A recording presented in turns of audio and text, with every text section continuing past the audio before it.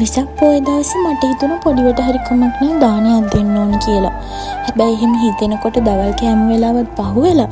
ඉතින් මම දඩබඩ ගාලා උයන්න පටන් ගත්තා පිරිසිදුවට රසට මොනවා හරි දෙයක් හදලා අපේ බිල්ඩින් එකේ අපේ පරිස්සමට බලාගන්න අපිට හැමදේටම ඉන්න වොච්මන්ස්ලා දෙන්නට කෑම එකක් දෙනවා කියලා රැට. ඉතින් එහෙම කියලා මම දඩබඩ ගාලා රස කහබත් එක්කුත් හදලා මොනවද හදන්න කියලා කල්පනා කරනකොට මට දන්සල් බත් මතක් වුණා.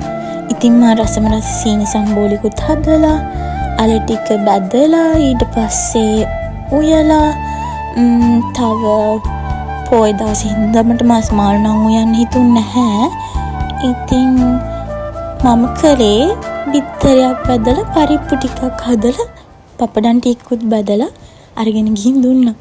හිතට පුදුම සතුටක් දැනුනේ.